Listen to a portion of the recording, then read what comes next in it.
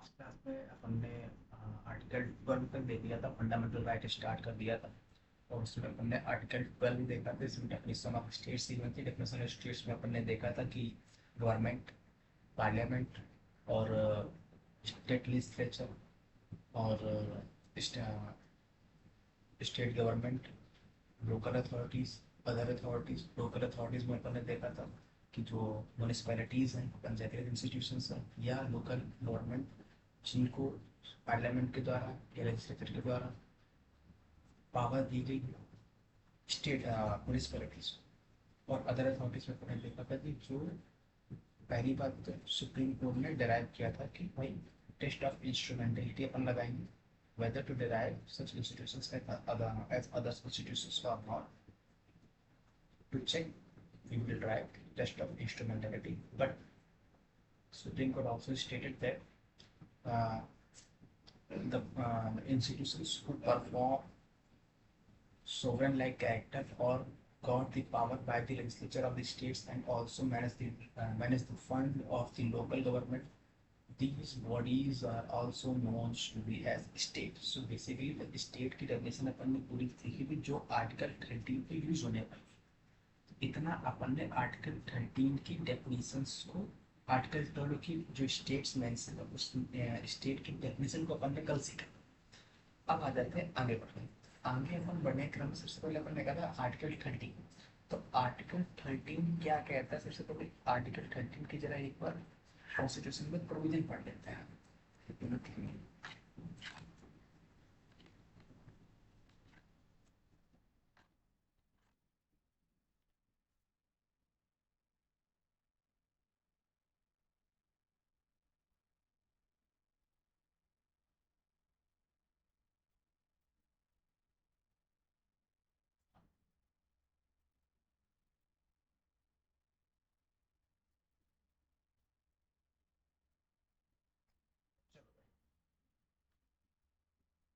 अपन पढ़ते हैं कुछ प्रोविजंस। तो अपन सबसे पहले आर्टिकल 13 का एक बार गो थ्रू करते हैं कि आर्टिकल 13 कहता क्या है।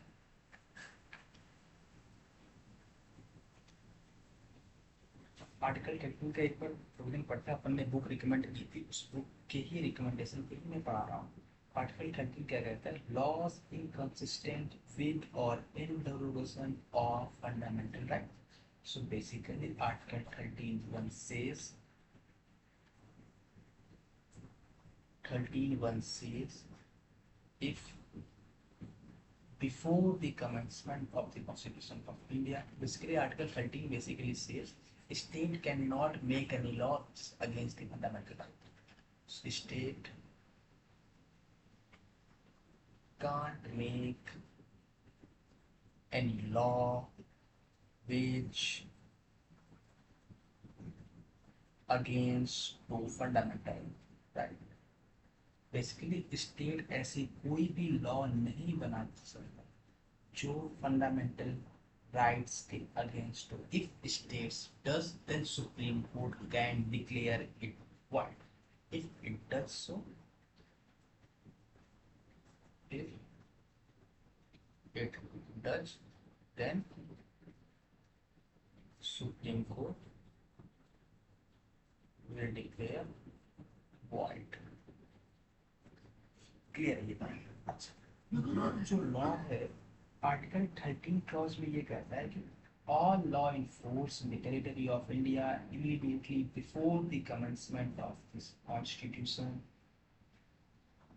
insofar as they are inconsistent with the provisions of the part, shall to the extent of such inconsistency be enforced. The state shall not make any laws which takes away or abuses the right conferred by this part, and any law made in contravention of this clause shall be context of the contravention. So basically Article 13 clause क्या कहता है कि ऐसी कोई भी law state नहीं बना सकता जो कि फंडामेंटल राइट को वायलेट करती हो। सिमिलरली अगर आर्टिकल 13 क्लॉज 1 पढ़े अपन, तो 13 क्लॉज 1 कहता है कि अगर ऐसी कोई भी लॉ एग्जिस्ट करती है या ऐसी कोई भी स्टेटरी लॉ एग्जिस्ट करती है या ऐसी कोई भी लीगल लॉ एग्जिस्ट करती है जो बनी थी कॉन्स्टिट्यूशन के इन्फोर्स होने से पहले, मतलब 1950 26 जनवरी 1950 से पहले कोई भी एक ऐसी लॉ एग्जिस्ट करती थी, whether it can be CRPC law, whether it can be IPC law, any law which violates the fundamental right cannot be no longer exist. So basically Article 13 clause 1 says that law exists before commencement of constitution if it violates fundamental right, then it will be unconstitutional. Clear है? तो ये तो अच्छा, ये article 13 clause 1 कहता था कि भाई कोई भी अगर ऐसी लॉ है जो कॉन्स्टिट्यूशन ऑफ इंडिया के इन्फोर्स होने से पहले एग्जिस्ट करती थी और वो लॉ फंडामेंटल राइट्स के प्रोविजंस को वायलेट करती थी, तो ऐसी लॉ अनकॉन्स्टिट्यूशनल होगी according to article 13 clause 1। 13 clause 2 क्या कहता है कि ऐसी कोई भी लॉ स्टेट नहीं बना सकता, मतलब फ्यूचर में भी नहीं बना सकता, जो फंडामेंटल राइट को वायलेट करती हो। ये फ्यूचर कॉन्सेप्ट है, ये फ्यूचर के रेस्ट्रिक्शंस थी, ये पास्ट के रेस्ट्रिक्शंस थी। अगर ऐसी कोई भी लॉ एग्जिस्ट करती थी उसको रिमूव करो, या स्टेट ऐसी कोई भी लॉ नहीं बना सकता जो फंडामेंटल राइट को वायलेट करता। अब लॉस का मतलब क्या है? एक बार लॉ शब्द के मतलब के लिए अपन article 13 clause 3 sub clause A पढ़ते हैं। इसमें जो ये लॉ मेंशन्ड है, इस लॉ का क्या मतलब है, इसके लिए अपन article 13 clause 3 sub clause A पढ़ते हैं। तो जरा एक बार पढ़ना। In this article unless the context otherwise requires, law includes any ordinance, order, bylaw, rule, regulations, notifications, custom, uses, habit। तो बेसिकली जो ये लॉ है, ये लॉ की डेफिनेशन दे रहा है।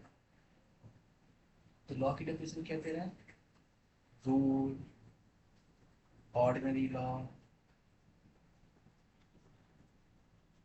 Notification and customs,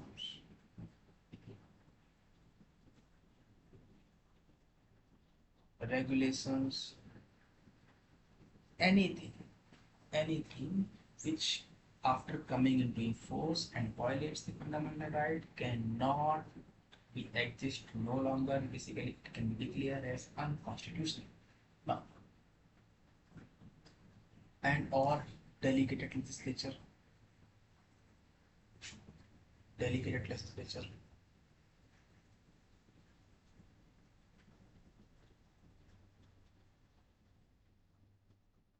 So basically these are the definitions which has been provided in the constitution. What is the delegated legislature? जरा एक बार ये समझ लेते हैं। तो जो delegated legislature क्या होता है, इसको भी थोड़ा समझ लेते हैं।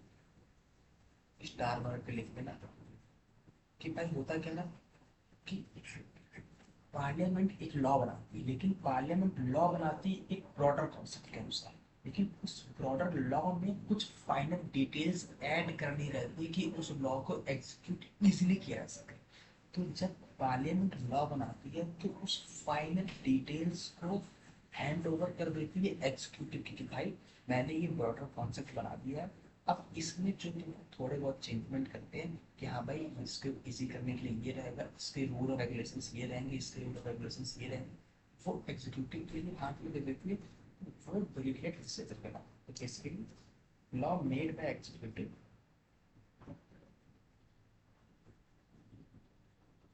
law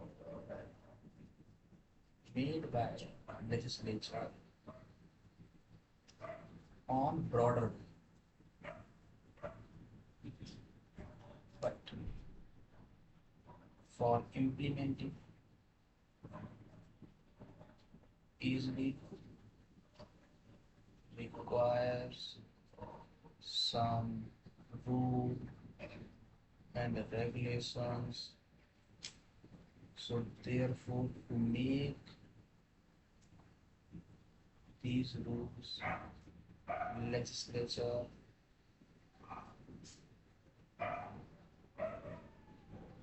tells executive to make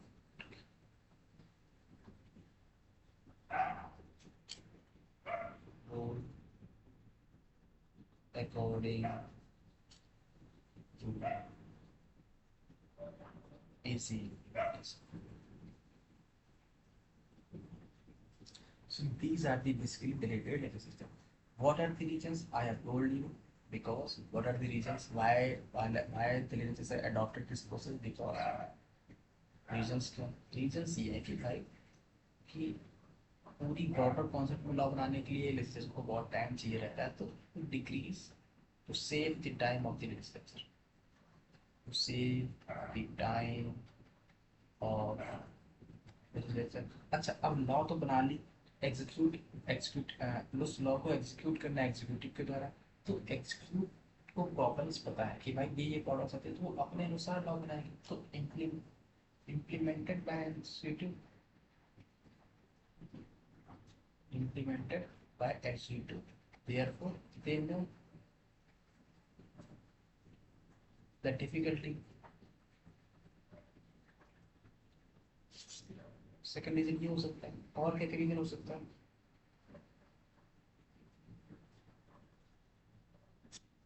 provide flexibility,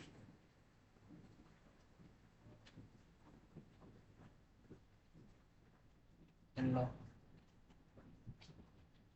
ये कुछ डेलीगेट लेजिस्लेचर के रीजंस क्यों अपन वो करते हैं। अच्छा, इसके कंसर्न भी हो सकते हैं। क्या कंसर्न? कंसर्न ये हो सकते हैं भाई कि it dilutes separation of power between executive and legislature। Second क्या हो सकता है? executive can overrule delegate legislature। ये कुछ ऐसे प्रोविजंस हो सकते हैं कि एग्जीक्यूटिव हो सकता है कुछ ऐसे रूल्स एंड रेगुलेशन बना दे जो फंडामेंटल राइट को वायलेट करते हो, या जो एग्जीक्यूटिव और लेजिस्लेचर के बीच में स्ट्रिक्ट सेपरेशन ऑफ पावर उसको डाइल्यूट करती है कि भाई लेजिस्लेचर ने अपना काम जो है वो एग्जीक्यूटिव को दे दिया है कि भाई चलो तुम छोटे मोटे पैनल डिटेल्स अपने अनुसार बना लेना। तो ये सेपरेशन ऑफ पावर को डाइल्यूट करता है थोड़ा सा। इसके बाद अपन क्या क्या इसके लिमिटेशंस हैं कि limitations follow, limitations should be followed by executive on delegated legislation। क्या लिमिटेशन से? लिमिटेशन ये कि जो रूल और रेगुलेशन एग्जीक्यूटिव बनाएगा it should be according to the parent law which has been made by the legislature। So, पहला क्या है? must operate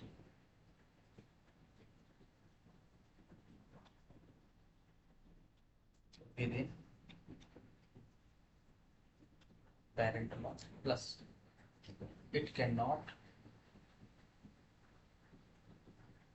violate fundamental right,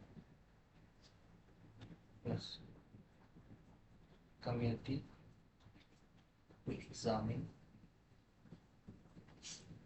delegated legislature। तो ये कुछ कंसर्न्स थे, ये अपने देख लिया कि भाई ये मेरे पास कुछ ऐसे ऐसे प्रोविजंस होते हैं कि मेरे पास आर्टिकल 13 में 13 क्लॉज 1 कहता है कि अगर ऐसी कोई लॉ एग्जिस्ट करती थी जो फंडामेंटल राइट्स को वायलेट करती थी, तो सुप्रीम कोर्ट उसको इंस्टेंट रूप से अनकॉन्स्टिट्यूशनल डिक्लेयर करेगी। और आर्टिकल 13 क्लॉज 2 कहता है कि कोई भी ऐसी लॉ नहीं बना सकती इसके जो फंडामेंटल राइट्स को वायलेट करती है। और article 13 clause 3 clause sub clause में उस लॉ की डेफिनेशंस की है। उस लॉ की डेफिनेशंस में कोई भी ऑर्डिनरी लॉ, कोई भी रूल, कोई भी रेगुलेशन, कोई भी डेलीगेटेड लेजिस्लेचर, या कोई भी रूल्स, या कोई भी नोटिफिकेशंस, जो स्टेट्स के द्वारा इशू हो, ऐसी कोई भी लॉ फंडामेंटल राइट्स को वायलेट नहीं कर सकती, पहली बात। फिर अपन देखा था भाई डेलीगेटेड लेजिस्लेचर क्या होता है कि भाई स्टेट्स जो एक लॉ बनाती है उसमें कुछ फाइनल डिटेल्स ऐड करनी पड़ती है जिसको इम्प्लीमेंट करने के लिए थोड़ा सा इजी रहे, तो वो काम state legislature parliament legislature executive को देता है कि भाई तुम ये कर लेना काम, क्योंकि इम्प्लीमेंट तुम्हें करना है तो तुम्हारे लिए इजी रहेगा, पहली बात। दूसरी बात, ये टाइम सेव करता है लेजिस्लेचर का, तो जो फाइनल डिटेल्स है वो एग्जीक्यूटिव हैंडल कर लेता है। इसके कुछ कंसर्न होते हैं, कंसर्न अपने देखे, कंसर्न में क्या आते हैं, it can dilute the separation of power, it can lead to overdealing of the, it can make some provisions which can be affected the parent law. So what are the provisions will be followed for by making the delegated legislature that it should be under the parent law, that plus it cannot violate the fundamental right. Second, it cannot violate fundamental rights. Second, community, there should be a committee which check on the provisions made by the executive on the parents law, that is delegated legislation. Now let's come on the next one. What the another thing says that article 13 clause 13, article 13 clause 3 sub clause a we have discussed right now. Now let's discuss about the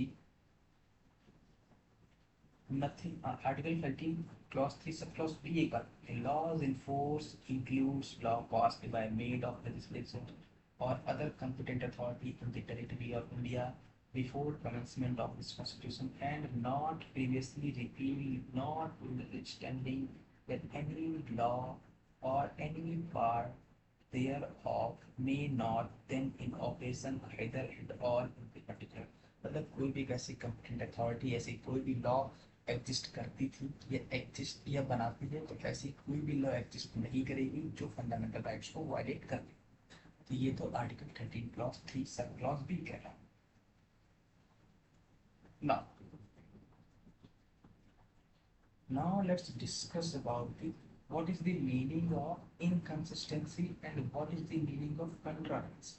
So now let us discuss one thing more. The Supreme Court has given the doctrine of severability. So what is the doctrine of severability? Let's discuss on it.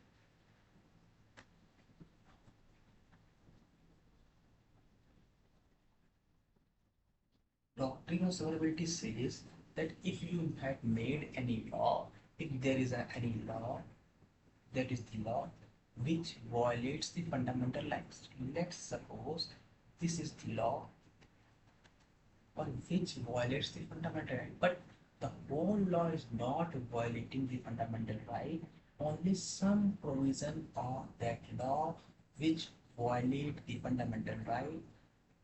Let's suppose this is the portion which violate the fundamental right.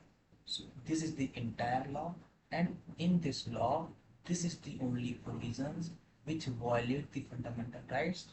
So there is a possibility, first possibility, what is the first possibility? Either you remove this this provisions which violate the fundamental rights. So basically first possibility क्या, remove provisions from law which violate FR. Second provision क्या है कि अगर जो provisions fundamental rights को violet कर रहे हैं वो ही थीम है पूरे लॉ की, if violating provision it's a theme of whole law, theme of law, then whole law will be unconstitutional. Whole law will be unconstitutional. Now, we have discussed it right now. Let us suppose this is the doctrine of severability. Now,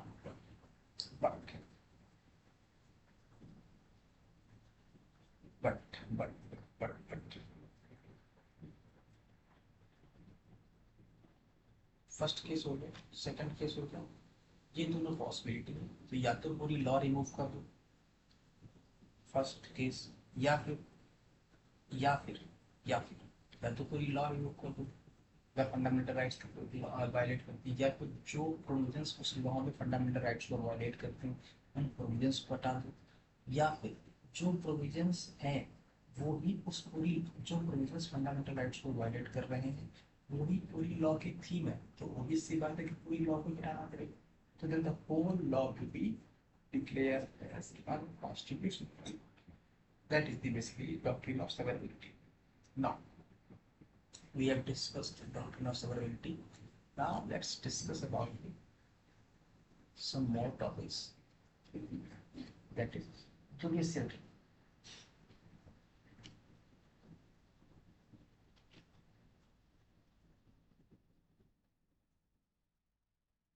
So basically, in the Constitution of India, there is not clearly mentioned the word judicial review.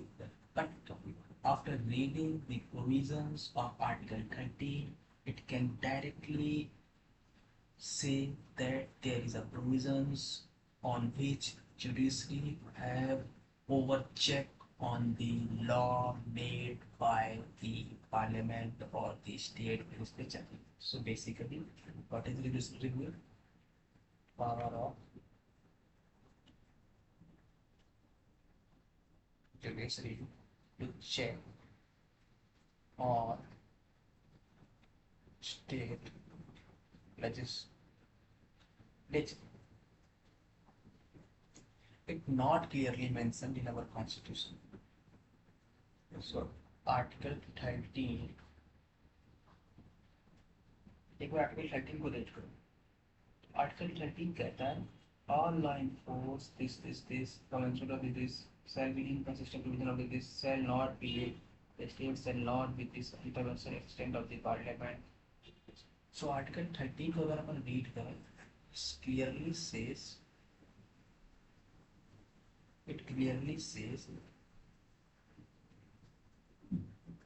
according to article 22 and according to article 226, Supreme Court, High Court can declare any law unconstitutional if violate fundamental. Clear है? Now, next अपन बढ़ते हैं। अब अपन की बात आ गई कि भाई अपन ने जो भी लॉ की डेफिनेशन पढ़ी, अपन ने भी लॉ की डेफिनेशन पढ़ी जिसमें अपन ने कहा था rules, regulations, government law, states law, ordinary law, कोई भी लॉ इसमें इंक्लूड होगी जो अपन ने भी लॉ की डेफिनेशन। अब एक क्वेश्चन आया डिबेट में कि भाई कि इस constitutional amendment act CAA will be law और नॉट, ये लॉ होगा कि नहीं होगा, ये डिबेट में क्वेश्चन आया। अब इस डिबेट के अंदर थीम क्या थीम थी कि भाई अगर आपने कहा कि एक constitutional amendment act is equals to law, मतलब अगर ये लॉ है तो therefore CA will be constitutional amendment act will be judicially reviewed.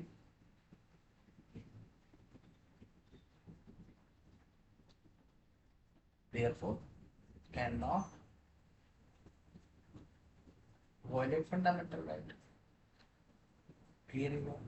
That is, cannot violate fundamental right. But if you are saying constitutional amendment act is not law, then it cannot judicially review. Therefore, even can violate fundamental right. Basically, here you are saying Article 368 is greater than fundamental right. Here you are saying Article fundamental rights are greater than Article 368. So how will you say? what will be the definition of the Constitutional Amendment Act? Whether it will be a law, whether it will not be a law. If it is a law, then it can be judicially reviewed, it cannot violate the fundamental right. But if it is not a law, then it cannot be judicially reviewed, therefore it can even violate the fundamental rights. So basically, that is the process. Now, for going in the detail of this law, first discuss about the Land Reform Act. So the what is the Land Reform Act having? So land reform. So what is the happen? Basically post independence. इसकी starting कहाँ से? Post independence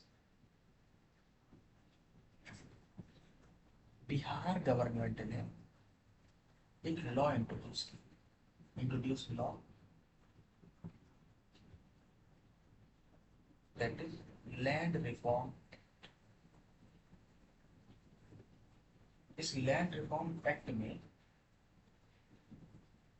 Bihar government ने क्या काम किया कि जितने भी वहाँ की लैंड लॉर्ड थे उनके ऊपर एक लैंड सीलिंग लिमिटेशन लगा दी, और जिससे कि इतनी हर व्यक्ति के पास इतनी ही जमीन हो सकती है, बाकी की एक्स्ट्रा जमीन उस व्यक्ति के पास नहीं हो सकती। So basically they abolished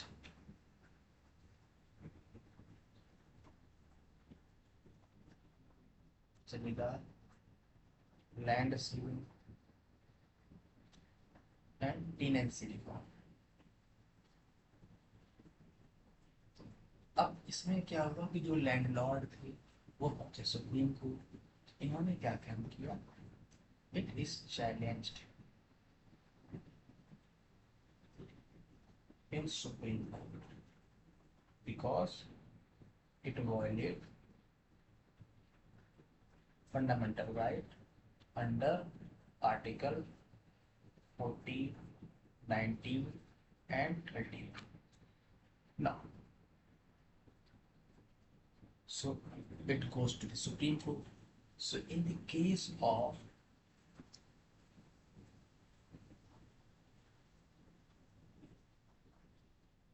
Kameshwar Singh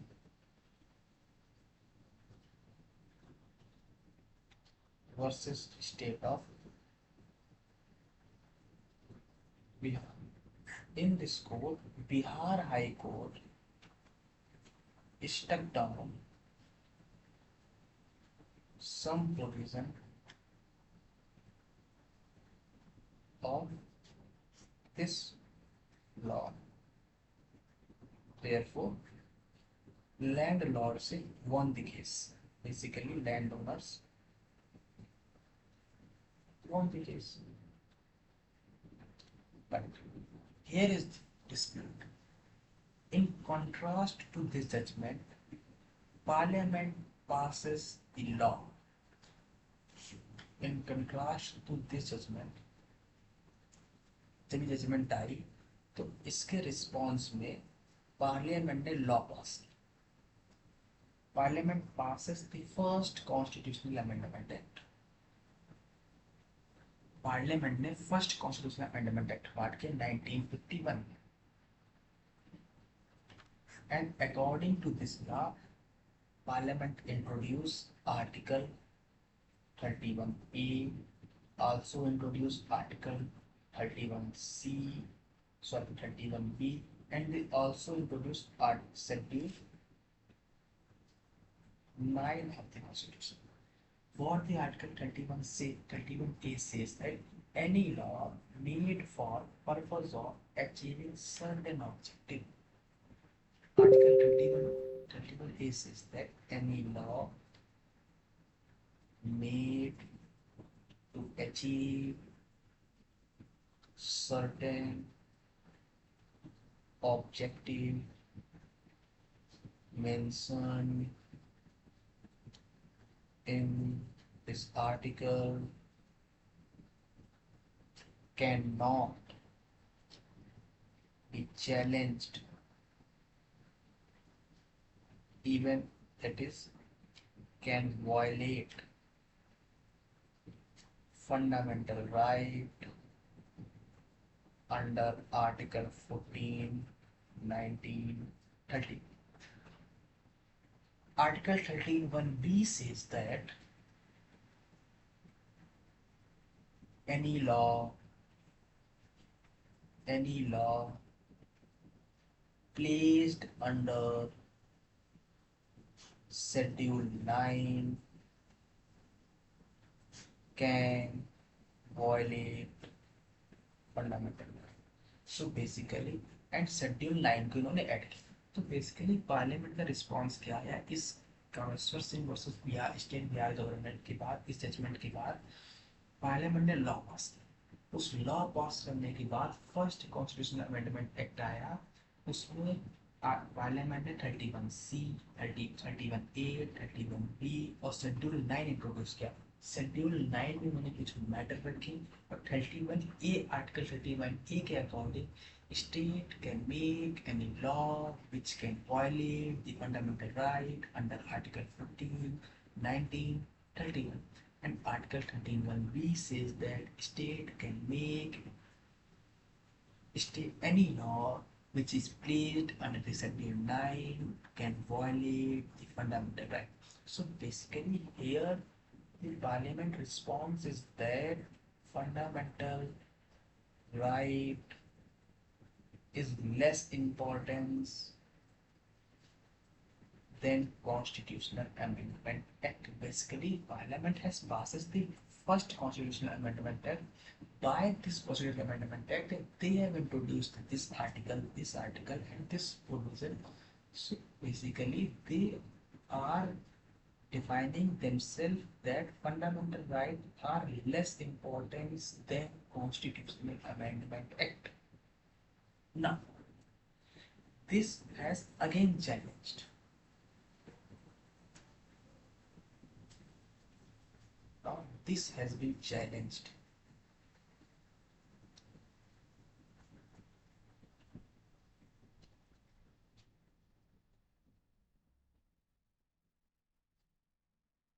That is first constitutional amendment act in Sankari Prasad versus Union of India. So the again case reached to Supreme Court in the Sankari Prasad versus Union of India, where the Supreme Court had to examine that whether the Constitutional Amendment Act is a law or not. First define it, then we can proceed further. So basically in this judgment, Supreme Court said that Supreme Court have to examine whether the Constitutional Amendment Act is a law. If it is a law, then it cannot violate the fundamental right.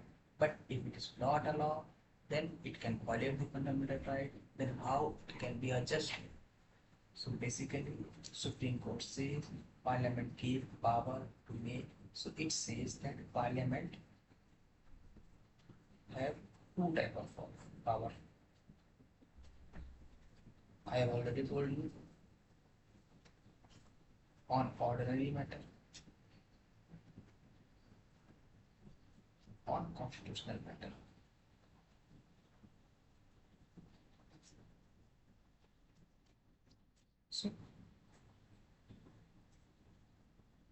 So basically, the Supreme Court says that Parliament have two types of power. First is to make ordinary law. Second is make constitutional law. But the ordinary law can be judicially reviewed. It can be a law. So this can be judicially reviewed.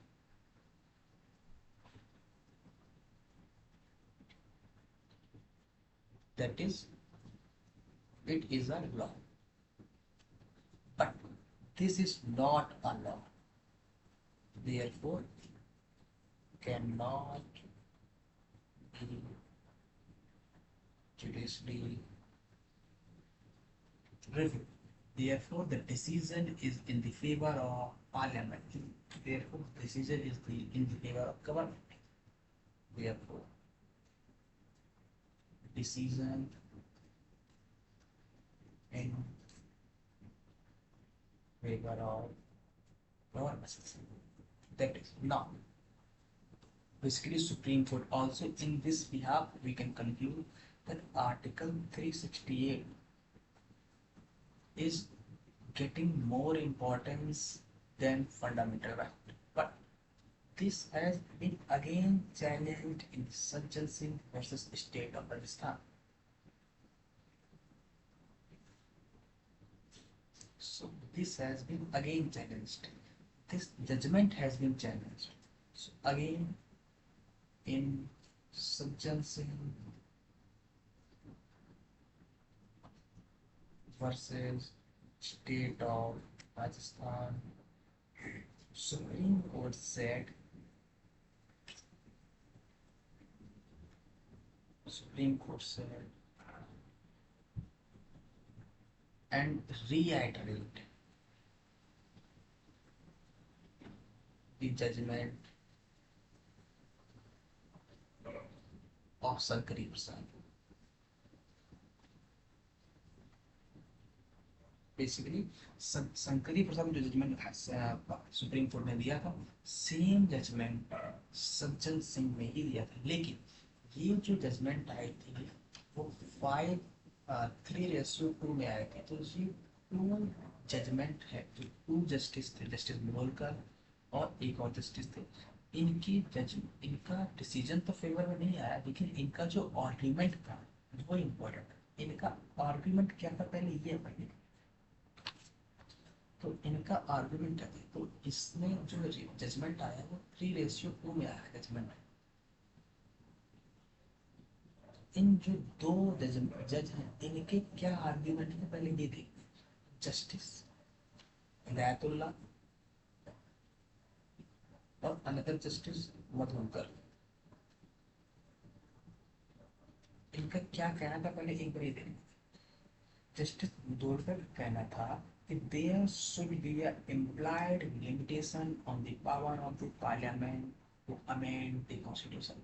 So there that is, he says that Constitutional Amendment Act is a law, that is there should be implied limitation, there should be implied limitation on power of legislature. That is, they cannot make a law which violates the fundamental right. But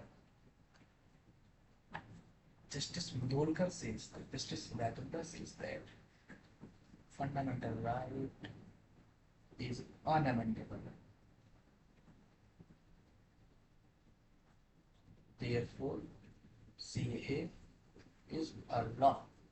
But because if you are giving such provisions that Constitutional Amendment Act is a law, then it's not a law. Basically, you are placing the parliament equivalent to the Constitutional Assembly who has derived the Constitution. So basically, Justice Gulkar, Justice Hidayatullah again says that Constituent Assembly is not equivalent to Parliament. Therefore, they cannot make any law which violates the fundamental right.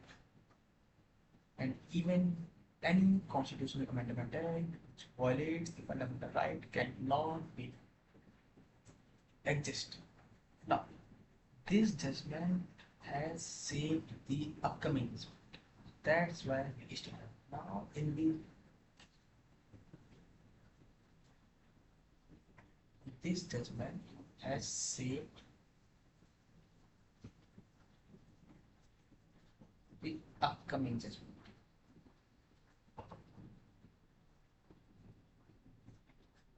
In IC Golaknath versus State of Punjab. So in IC Golaknath versus State of Punjab, Supreme Court basically 17th in this judgment, in this case 17th Constitutional Amendment Act has been challenged.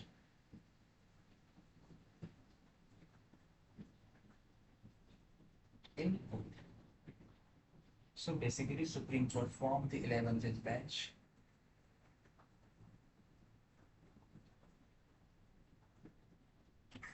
and judgment came in the 6/5. 6/5 की judgement, इस judgement में supreme court ने क्या कहा कि भाई fundamental right can not be amended.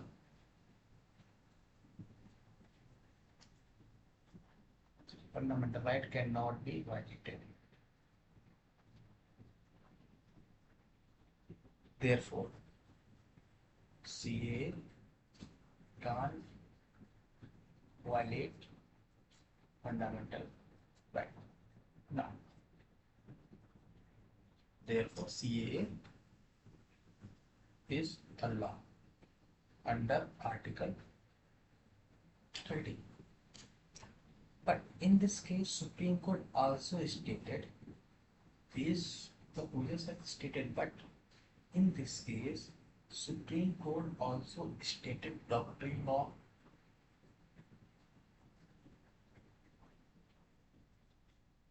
prospective overruling. Prospective overruling. In the same judgment, the Supreme Court also stated doctrine of prospective overruling. Basically, according to this doctrine क्या कहती है, simple मतलब समझते हैं कि भाई आज ये जजमेंट आएगी, आज के बाद अभी तक क्या हुआ मेरे को नहीं पता, लेकिन आज के बाद कोई भी कॉन्स्टिट्यूशनल अमेंडमेंट एक्ट वायलेट नहीं कर सकता fundamental right. So whatever happened in the past is happened, but now, till now onwards, CA cannot violate fundamental right. So basically, it says whatever happened is happened. Whatever happened is happened. But now onward, CAA can't violate fundamental right. Clear enough? But in this judgment, against the judgment, Parliament again move forward and passes the again amendment. So in response to this judgment, IC को Lucknow judgement के contrast में parliament ने एक amendment और पास किया. Parliament again passes 24th Constitutional Amendment Act. According to this amendment act, Parliament added Article 13(4) and also added Article 368 Clause 3.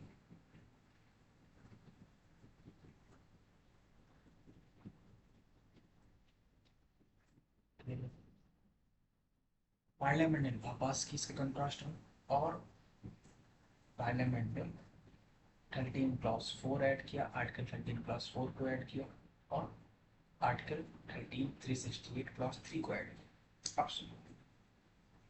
Article 13 clause 4 क्या कहता है कि nothing in this article, nothing in this article 13 shall apply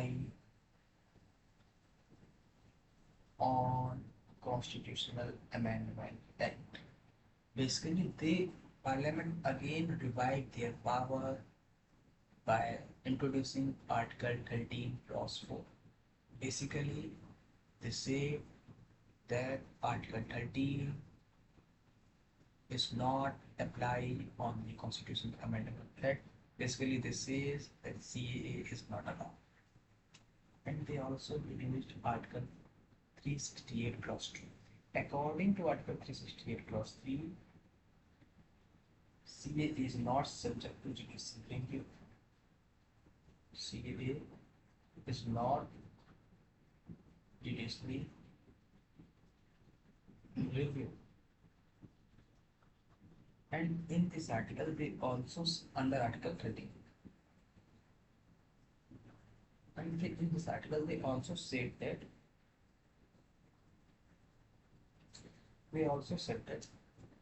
on CAA, president must give their consent. So on Constitutional Amendment Act, president must give their consent. And they also introduced title of Article 368.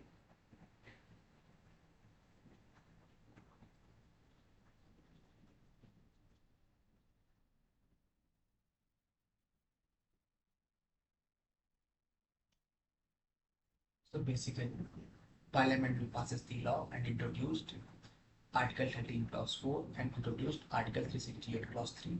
According to Article 13 Clause 4, they stated that nothing in the Article 13 will apply on the Constitutional Amendment Act.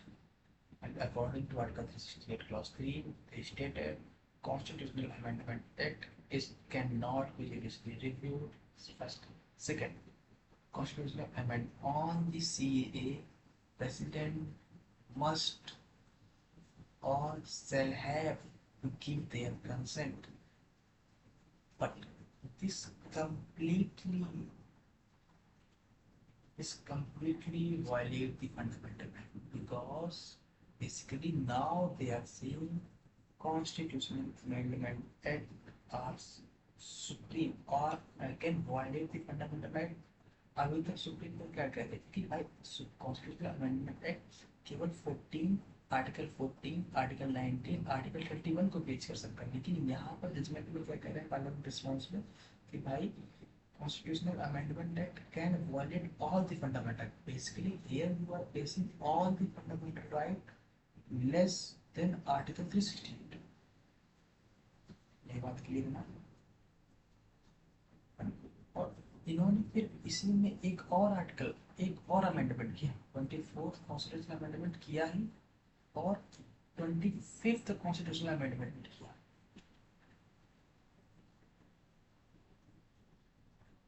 Parliament ने दोनों constitutional amendment act पास की और इस amendment में इन्होंने introduce किया added article 13(1) clause C.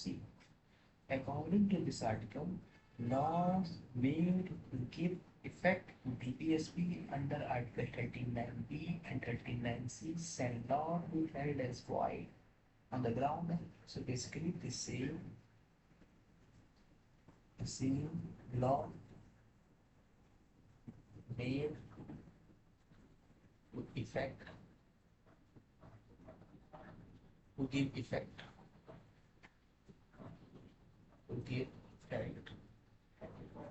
DPSP Article 39B 39C can violate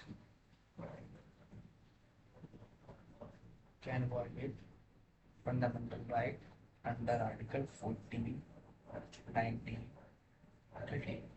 So basically, they saying that they can violate the fundamental right. Therefore, that is here Parliament places DPSP power is greater than fundamental right under Article 14, 19, 30. Parliament ने ये अब इसी 25th constitutional amendment act में parliament ने एक और पास किया और इन्होंने क्या कहा पार्लियामेंट ने कहा भाई कि ये तो है ही कि मैं ऐसी लॉ बना सकता हूँ जो डीपीएसपी के आर्टिकल 39 सी को इफेक्ट करते हैं, तो वो लॉ फंडामेंटल राइट्स को भी वॉयलेट कर सकते हैं under article 41 this they also made some also they also made some provisions. What are the provisions? If law mentioned if above law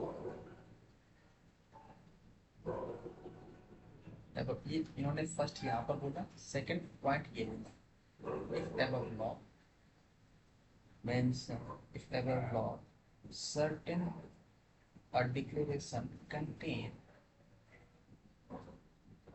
a declaration that if it is give effect to DPS, that if it give effect to DPSP under Article 39B, 39C, then the court shall not have the power to examine.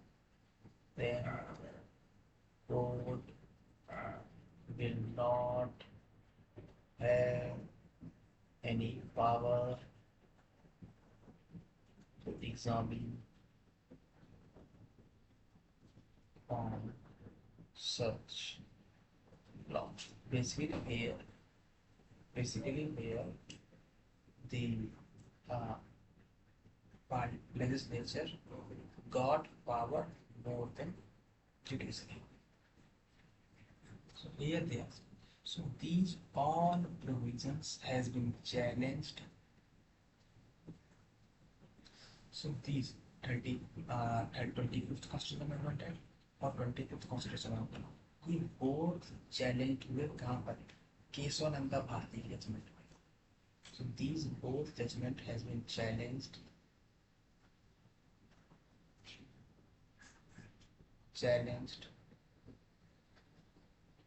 in court in case Keswananda Bharti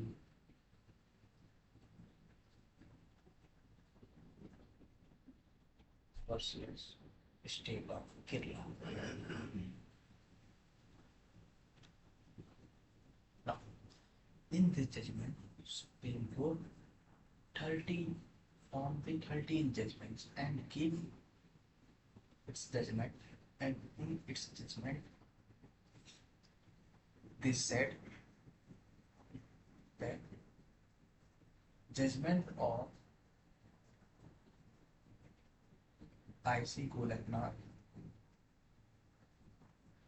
was wrong.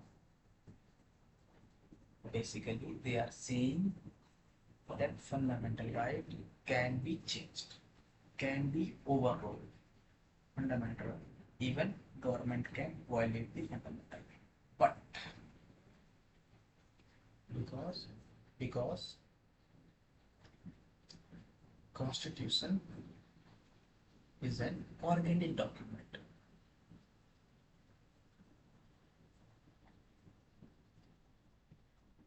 therefore fundamental right can amendable. Now, first statement has been given in the judgment that IC Golaknath में जो judgment आई थी कि fundamental rights unamendable, that is the law, fundamental right can be amendable, and because Constitution of India is an organic document, so it is required change in provisions of fundamental right for we maintain the organic character of the Constitution of India. Now, in the same judgment, Supreme Court also stated that 24th Constitutional Amendment Act is valid. That is, can violate fundamental right. That is, CA can violate fundamental right. So basically, 24th Constitutional Amendment कहता क्या था कि भाई इन्होंने दो provisions add किए थे कि nothing this in this law article 13 shall apply constitutional amendment act. Basically directly they are saying that constitutional amendment act can violate the fundamental right. And also they added article 68 clause 3 where it is saying the CAA is not judicially reviewable under article 13 and CAA prohibits this. But they said that they also Supreme Court also stated Supreme Court also stated that 25th Constitutional Amendment Act is partially valid, not full.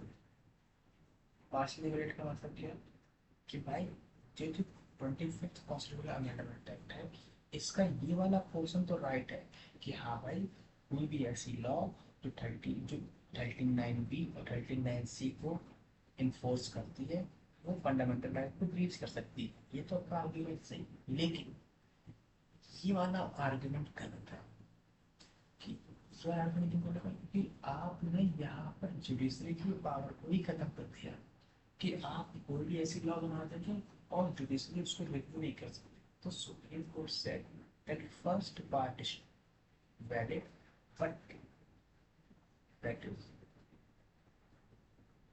First is valid but second is not. In the judgment, they also said this judgment. Now,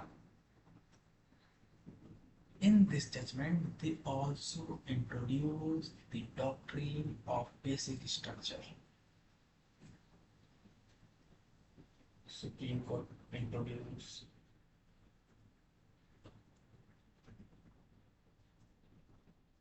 doctrine of basic structure. Now, what is the doctrine of basic structure? We will be discussing in the next class. Okay.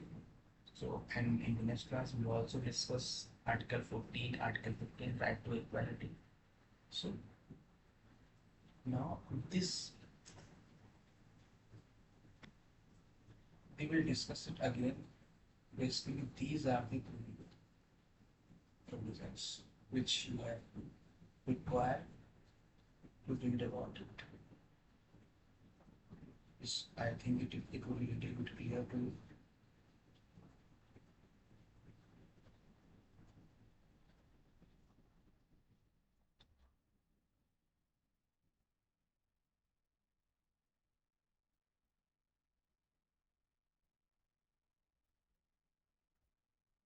Okay. So next class we will discuss doctrine of basic structure. Then after